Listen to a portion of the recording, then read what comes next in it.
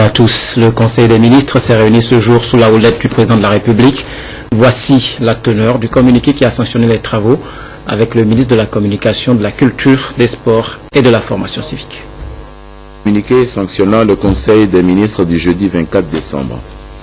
Le président de la République, son Excellence M. Faure Esazimana Gnassingbé, a présidé ce 24 décembre 2015 la réunion hebdomadaire du Conseil des ministres tenue au Palais de la Présidence de la République. Au cours de ces travaux, le Conseil a adopté 5 décrets et écouté 2 communications. Le premier décret adopté par le Conseil porte attribution, organisation et fonctionnement de la Haute Autorité de la Qualité de l'Environnement, HAUQ, et des structures techniques de la qualité que sont l'Agence togolaise de la normalisation, l'Agence togolaise de métrologie, le Comité togolais d'agrément et l'Agence togolaise pour la promotion de la qualité. Ce décret permet à notre pays de soutenir et de conforter les mutations en cours dans le secteur de l'économie, du savoir et de renforcer la compétitivité des productions togolaises sur les marchés internationaux. En favorisant l'ancrage de la culture de la qualité au Togo, ce décret propulse notre pays sur la voie de l'émergence et crée les conditions pour l'accélération du processus de développement économique et social. Le deuxième décret adopté par le Conseil porte autorisation de la perte de nationalité togolaise au profit de 362 personnes qui en ont fait la demande suivant la procédure réglementaire. En conformité avec les dispositions de l'ordonnance numéro 78-34 du 7 septembre 1978, ce décret permet aux requérants de pouvoir jouir d'une autre nationalité acquise par voie de naturalisation et qui impose l'abandon de la nationalité togolaise. Cette autorisation de perte de nationalité n'est toutefois définitive qu'après restitution par les requérants de tous les documents qui leur avaient été délivrés au titre de la nationalité togolaise. Le troisième décret adopté par le Conseil modifie le décret numéro 2015-024-PR du 24 mars 2015 portant autorisation de perte de nationalité afin de corriger une erreur du nom patronymique d'un requérant. Le quatrième décret adopté fixe les attributions du ministre et porte organisation et fonctionnement du ministère du Développement à la base, de l'artisanat, de la jeunesse et de l'emploi des jeunes.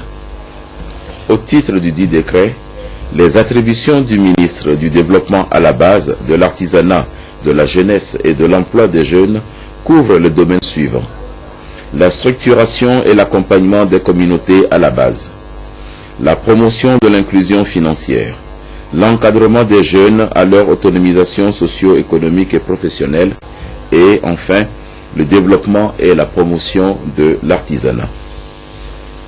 Dans un souci d'efficacité et de rationalisation des interventions et des ressources de l'État, ce décret fusionne la direction de la jeunesse avec celle de l'emploi des jeunes.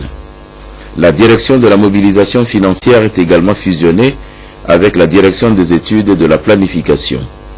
Il supprime par ailleurs les directions régionales de développement communautaire, de la jeunesse et de l'emploi des jeunes et les remplace par les antennes régionales de l'Agence nationale d'appui au développement à la base, ANADEB. Le Conseil a enfin adopté un 5e décret portant création de la réserve opérationnelle au sein des forces armées togolaises. Ce décret vise à donner une pleine capacité à l'armée togolaise de pouvoir, en cas de besoin, mobiliser les ressources humaines supplémentaires pour accomplir les missions de défense ou de service public sur toute l'étendue du territoire national. Cette réserve est essentiellement constituée de militaires retraités, mais aussi de tous les Togolais qui en ont l'aptitude, en vertu des dispositions de l'article 44 de la Constitution, permet de sortir de la logique d'une armée exclusivement de métier et qui rétrécit les capacités de mobilisation des ressources humaines des FAT, freinant de ce fait l'élan des citoyens désireux de s'impliquer dans la défense de la nation.